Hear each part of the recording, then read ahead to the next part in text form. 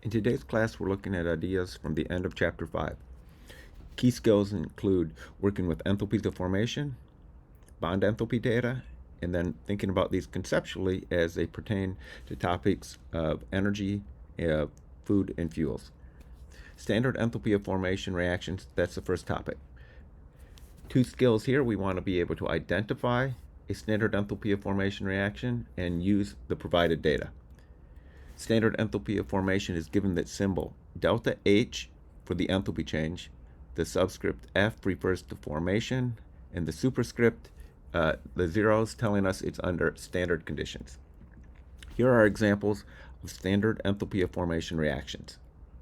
If we look within each of these, we find that every reaction has only one product listed, and the coefficient for that product is 1. So when we're trying to write these reactions or identify the correct one, that's one feature we're going to look for.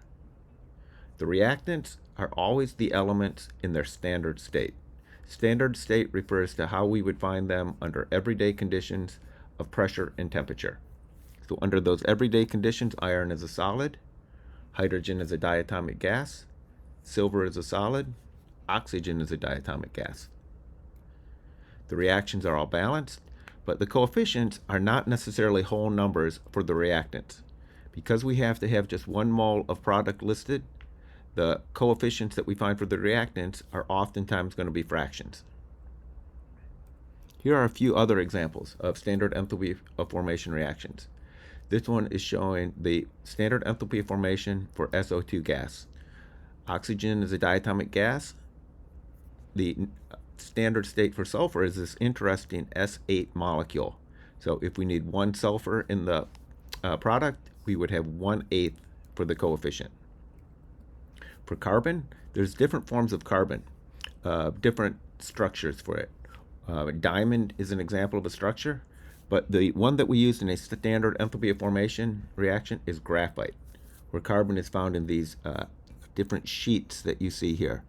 So these are two unusual ones that we want to be aware of. Sulfur as a S8 molecule and carbons as graphite.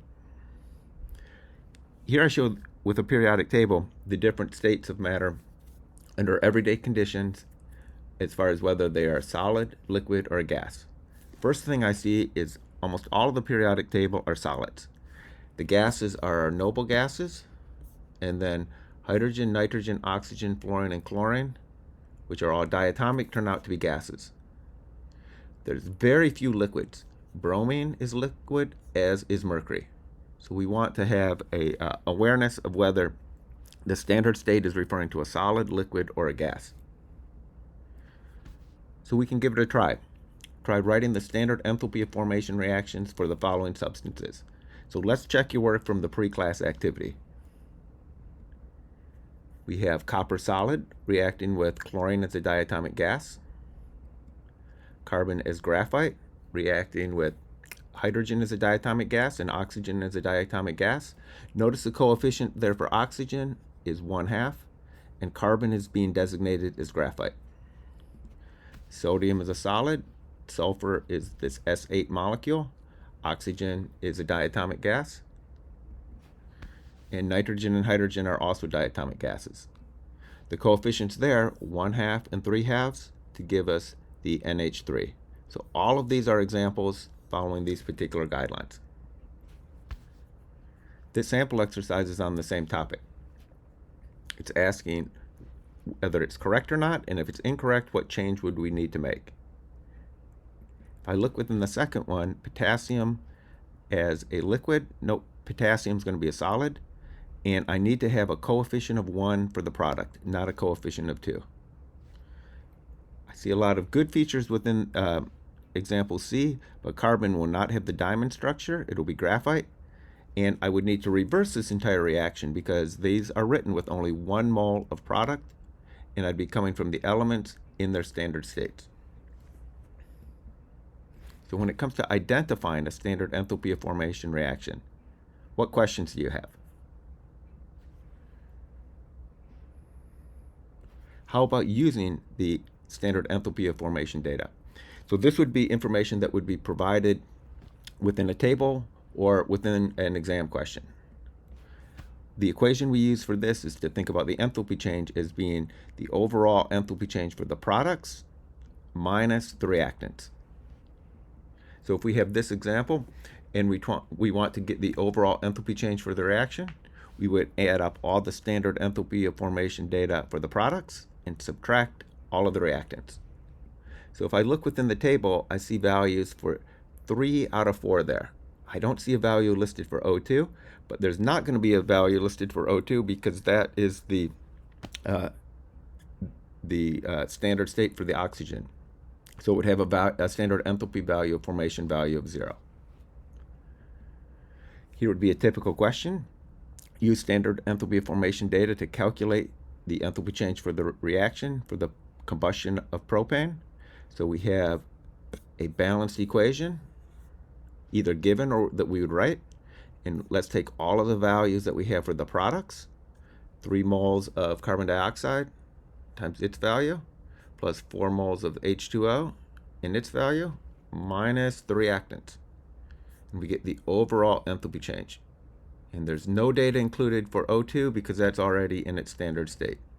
The one thing we need to be careful here, be careful with the sign, because when we do our reactants, we have minus, and then we have a negative sign within here. So we just need to be careful when we're accounting for the sign.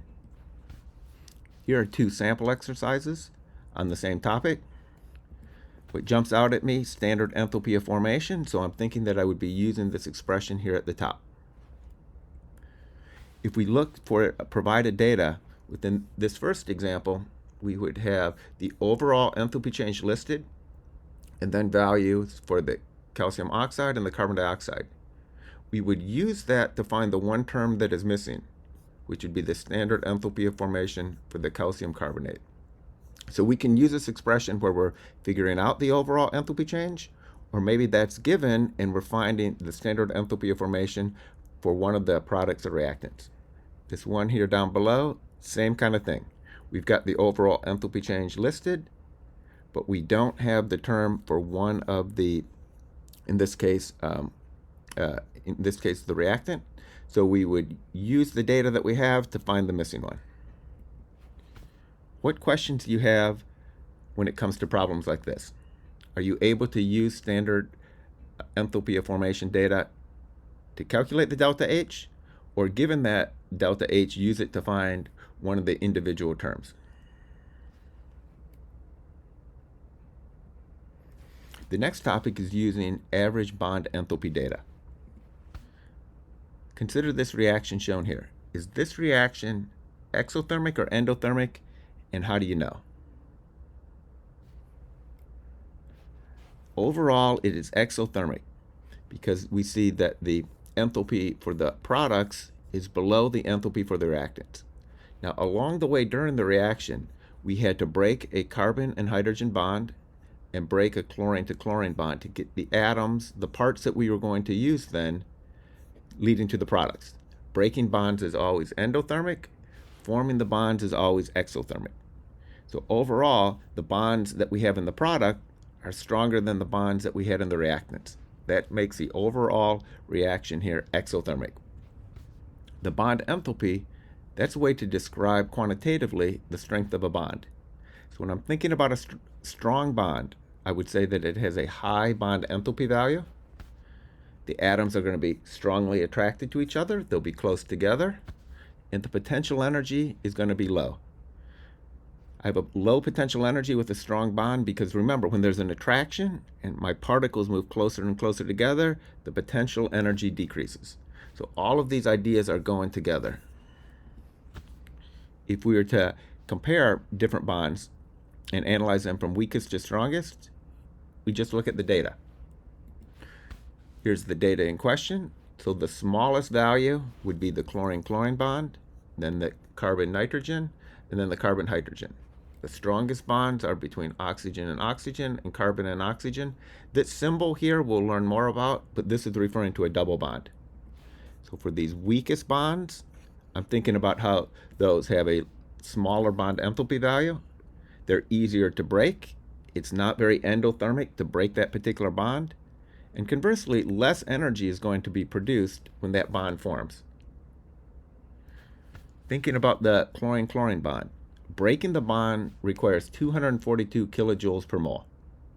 If I have 6.02 times 10 to the 23rd chlorine-chlorine bonds, it would require 242 kilojoules. I can think about that in reverse. Forming that many bonds, forming a mole of those bonds is going to produce 242 kilojoules because bond formation is always exothermic. That's what it means to think about this topic conceptually. So if we return to this image, we can now add some data. What would be the energy to break the bonds? I have to break 1 mole of carbon-hydrogen and 1 mole of chlorine-chlorine based on the balanced equation. 655 kilojoules would be needed. How much is produced? I'm forming 1 mole of carbon-chlorine and 1 mole of hydrogen-chlorine. 759 kilojoules is produced, so overall the reaction is exothermic. An equation we use for this part is we can add up all of the bond enthalpy values to break the bonds and subtract all the bond enthalpy values to form them. So for the average enthalpy of formation, I'm looking at this equation here of bonds broken minus bonds formed. And this would be the data shown below. Why do we have a negative value for bonds formed? It's negative because forming bonds is always exothermic.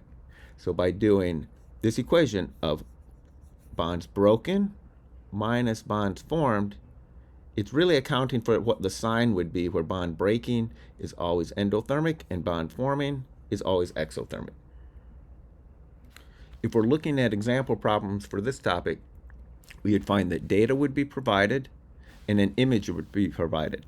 Later in the course, we're going to be able to draw images like this, but at this point in the class, the image would be provided. So we would be thinking, how many bonds broken? What is their energy? How many bonds formed? What is their energy? We just need to be careful with counting the bonds and using the coefficients. So if I add up, what does it mean to break the bonds? I have carbon-hydrogen bonds. I see a total of 1, 2, 3, 4, 5, 6 within the molecule. And because of coefficient of 2, I have 2 moles worth. This would be a total of 12 moles of carbon-hydrogen bonds. I have a carbon-carbon bond. Coefficient of 2 tells me I have 2 moles of that. Oxygen-oxygen double bond. Total of 7 moles of that. So this would be all of the bonds broken. Bonds formed, I can add up for the carbon-oxygen double bonds in carbon dioxide. I see 2 of them and a coefficient of 4. And then finally, for the H2O, I see 2 hydrogen-oxygen bonds within the molecule. Coefficient of 6 gets me to 12. Putting it all together gives me the overall delta H. What questions do you have on this topic? Now let's think about energy as it pertains to foods and fuels. Most of the energy our body needs comes from carbohydrates and fats. Listed here is an exothermic reaction involving glucose. Now, would it be correct or incorrect to say that breaking bonds in glucose releases energy? I see it's exothermic, but breaking bonds will never release energy. Breaking bonds is always an endothermic process. So I'd say that's incorrect. We need to recognize that we are beginning with reactants. It takes energy to break the bonds, but if the products are at a lower enthalpy value, then it's an exothermic process. And what's taking place here is if we consider the products for the overall reaction, they are lower enthalpy than the reactants, so that's what makes the entire process exothermic. If we think about fuels, here's a graph showing the primary energy consumption by energy sources here in the United States. So take a second. Which of these energy sources produce greenhouse gases, which are a huge concern because they're raising the temperature of the planet? Any of the energy sources involving combustion is going to produce carbon dioxide, and carbon dioxide is a greenhouse gas. So whether it's petroleum leading to gasoline in our cars, natural gas, coal, or aspects of the biomass, biofuels, wood, all of those are combustion reactions which are leading to carbon dioxide production. The 2 that are listed that are not would be nuclear energy and then aspects of renewal renewable, like solar or hydroelectric or wind, which do not involve combustion. How about this one? What energy sources do you think can be used to produce electricity that is at the lowest cost and which is at the highest? So if you're to make a prediction, not look up the data, but just make a prediction, which of these do you think would be best because it's lowest cost to the worst, which means the highest cost for electricity production? Turns out that the renewable ones are also now the most cost efficient. Wind would be best, followed by solar, and the worst by far is coal. Using coal to produce electricity costs far more money than if you were to use wind. So within this chapter, key skills involve enthalpy of formation and bond enthalpy. Being able to write standard enthalpy of formation reactions and use provided data, think about bond enthalpies conceptually, and also to use provided data for that topic as well.